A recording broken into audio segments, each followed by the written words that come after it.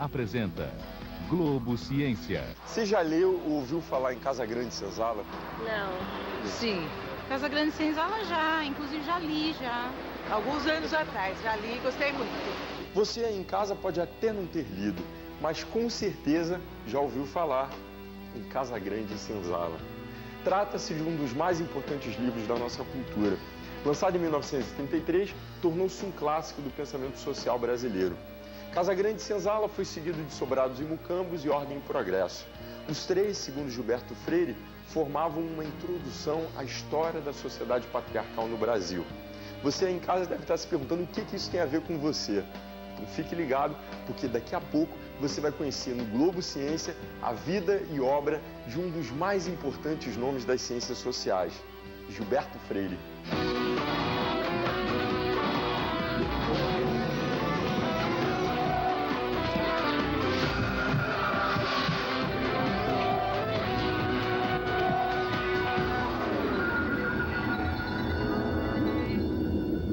Para você, a mestiçagem no Brasil é uma vantagem ou uma desvantagem? Eu acho que é desvantagem, porque as pessoas falam que o preconceito não existe, mas existe sim. E acho desvantagem porque tem gente que tem muito preconceito, porque quer queira que não, existe muito preconceito. Nós somos um dos únicos povos no mundo que tem essa diversidade de miscigenação. Quanto mais tudo se mistura, mais interessante fica.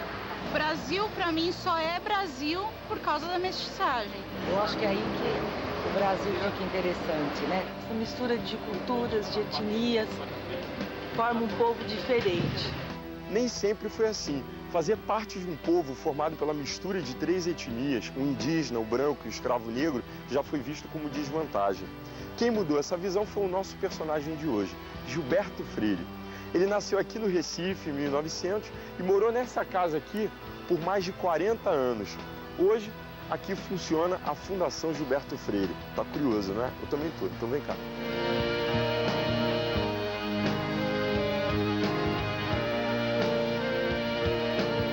Entramos na casa que pertenceu a Gilberto Freire e quem vai me receber é Sônia Maria Freire Pimentel, filha dele. Sônia, que espaço é esse aqui? Tudo bem? Bem-vindo, Alexandre. Aqui é a casa onde morou desde o casamento, em 1941, Gilberto Freire. E o casamento durou 46 anos, só se acabou quando a morte os separou. Aqui é a sala onde ele recebia os visitantes mais ilustres. Era um lugar mais... É como se chamava antigamente, a sala de visita. Hoje os espaços são pequenos, não se tem mais uma sala especial para as visitas. Era um ambiente mais formal. Mais formal. Quem foi Gilberto Freire, né? Me conta aí, como é que era o pai Gilberto Freire? Muito amoroso, muito cuidadoso. E eu acho que além de perder um pai, eu perdi um grande amigo, porque ele era muito amigo dos amigos, imagine, da filhinha querida. Que lindo aqui. Aqui era o quê? Não, seria para escrever se ele escrevesse mesmo. Ele escrevia assim, sentadinho, com uma tábua. Era assim que ele escrevia. Olha o detalhe, gente. A mesma foto, ele está na mesma posição que a foto aqui. Sônia, aqui tem um sítio ecológico. Sim. A gente pode conhecer? Pode, com toda certeza.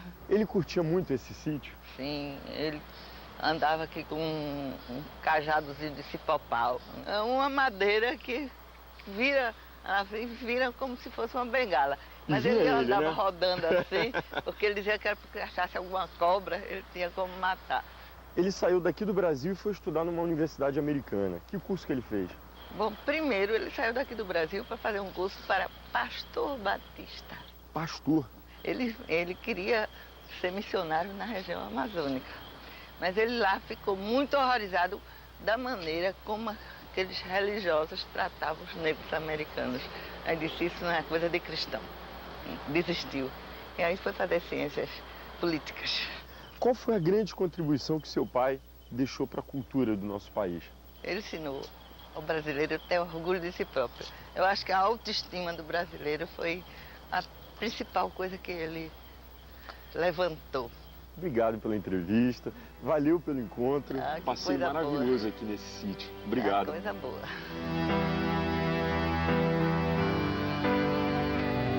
Gilberto Freire recebeu inúmeros prêmios e títulos em vários países. De Recife, a gente segue para São Paulo para conhecer um pouco mais sobre a obra dele. Vamos lá.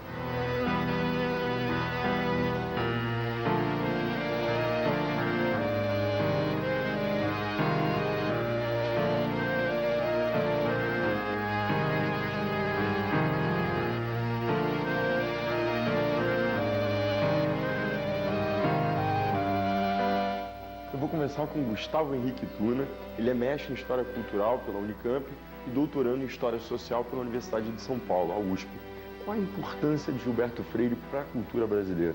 Bom, a gente pode pontuar que a importância do Gilberto Freire para a cultura brasileira é o papel que ele concedeu à miscigenação no processo de formação da sociedade brasileira. Esse é um aspecto que aparece não só no Casagrande Senzala, que é a principal obra dele, publicada em 1933, como também no Sobrados e Mucambos, que é a obra posterior que dá continuidade ao Casagrande Senzala, que é de 1936, onde ele aparece com a figura do mulato. E a gente pode dizer que essa concepção que vigora em parte do Brasil de que o país é um país mulato, em grande parte isso foi concebido, essa ideia foi cunhada pela obra do Gilberto Freire.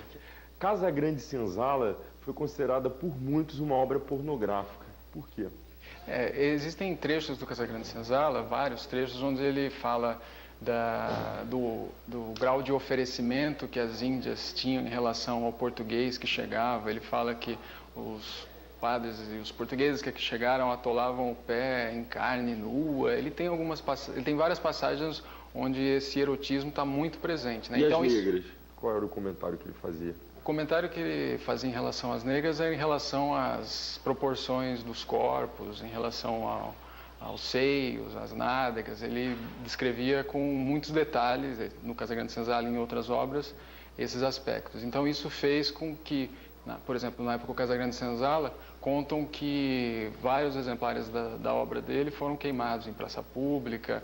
Vários escritores consideraram a obra como sendo obscena. Gilberto Freire veio de uma família rica e teve a oportunidade de estudar em universidades americanas.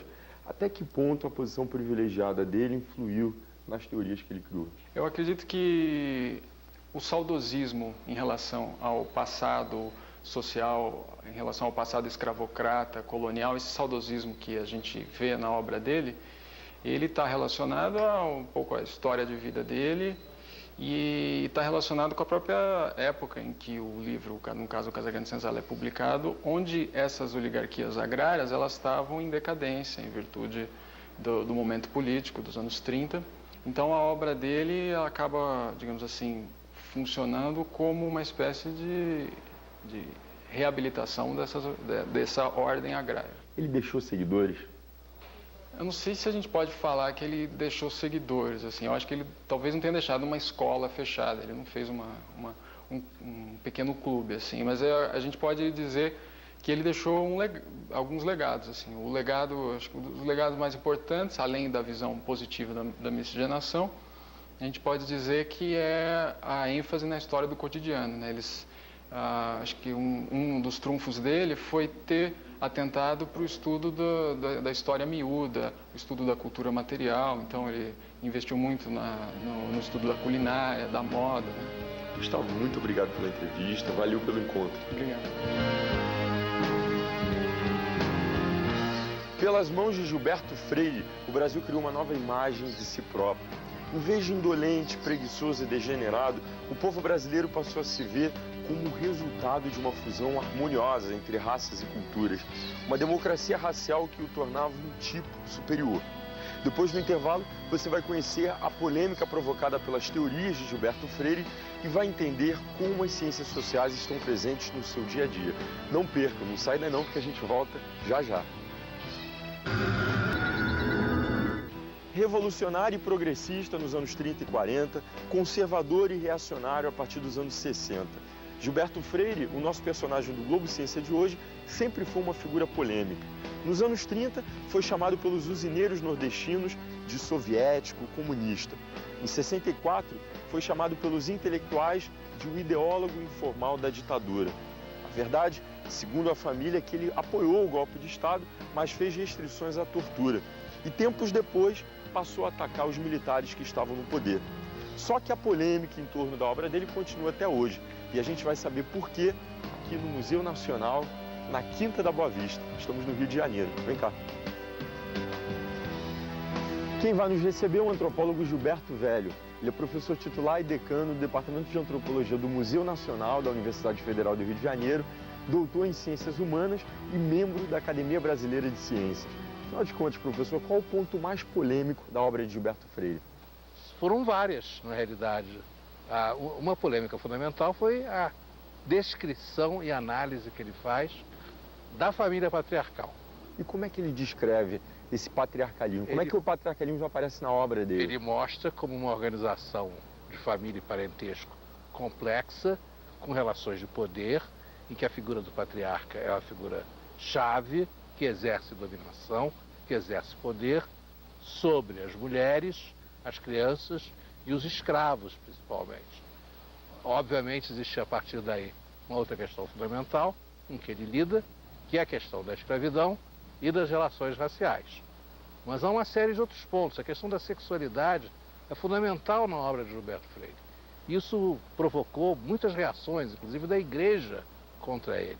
Ele falou sobre assuntos, sobre temas que eram considerados na época assuntos excessivamente picantes. Ele criticou muito a elite brasileira, Gilberto Freire. Ele foi profundamente crítico dos abusos que a elite brasileira cometia, de uma série de costumes e hábitos que normalmente incomodariam a elite brasileira. Ele era um grande pesquisador, ele traz um material riquíssimo. Foi um dos maiores pesquisadores que já tivemos, talvez o maior. Ele escrevia muito bem, isso incomodava também as pessoas. Ele era um grande escritor, a leitura dos livros dele é muito saborosa, é muito atraente. Isso incomodava pessoas que não escreviam tão bem ou que tinham outra concepção do que devia ser ciência social. Havia uma diferença de opinião muito grande entre o Gilberto Freire e a Escola Paulista de Sociologia. Ele exagerou ao afirmar que a mestiçagem no Brasil ajudou a corrigir as distorções sociais? A minha opinião não é exatamente assim. Eu acho que a mestiçagem no Brasil é e foi um fator importante para que as relações sociais fossem menos ásperas, menos violentas, comparando com outras sociedades. Está o tempo todo preocupado em comparar com outras sociedades. Então, no Brasil, insisto, as relações raciais não excluíram o racismo, mas a miscigenação, e ele aí valoriza muito o português, mas suas relações com os outros grupos étnicos permitiu que nós tivéssemos uma população, desenvolvêssemos uma sociedade em que houvesse uma intensa troca de contato físico, sexual, social e cultural, fazendo com que compartilhássemos mais do que outras sociedades, em que houvesse uma troca mais intensa, um movimento, uma interação. Se você entra numa sala de aula de escola pública, você vai encontrar uma turma em que você vai ter brancos, negros, pardos, de todos os tipos, convivendo ali na sala de aula.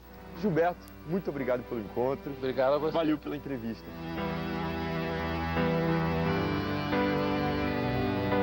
Como é que as ciências sociais explicam a sociedade brasileira, hein? O que mudou desde Gilberto Freire? Para saber as respostas, a gente vai para São Paulo.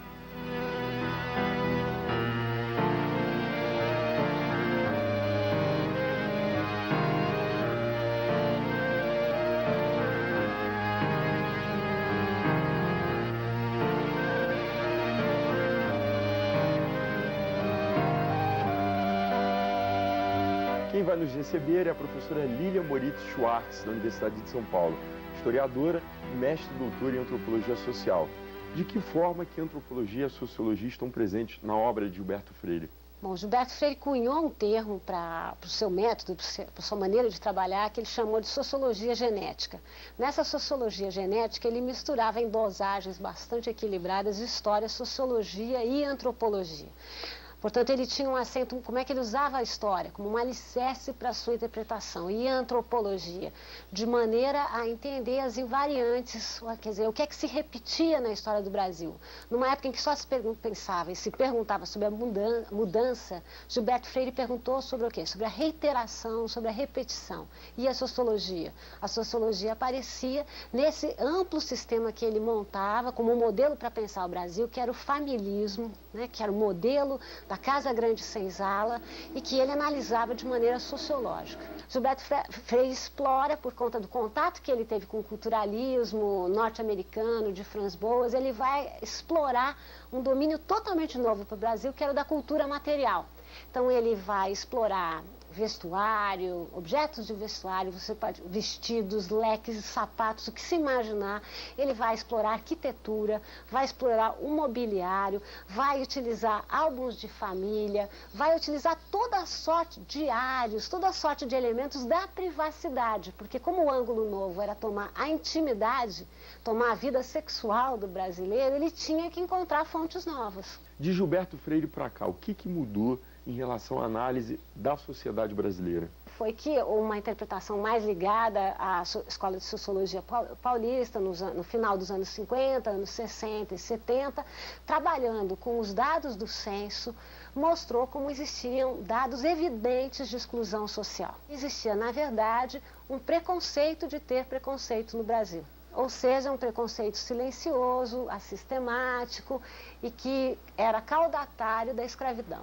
Ora, não se passa imune, né, não se passa impunemente pelo fato de ter sido o último país a abolir a escravidão. E novas teorias têm mostrado como a questão racial vem se reapresentando no momento presente. A gente sabe muito bem que no Brasil, o que é raça social? Voltando ao termo, as pessoas embranquecem quando enriquecem.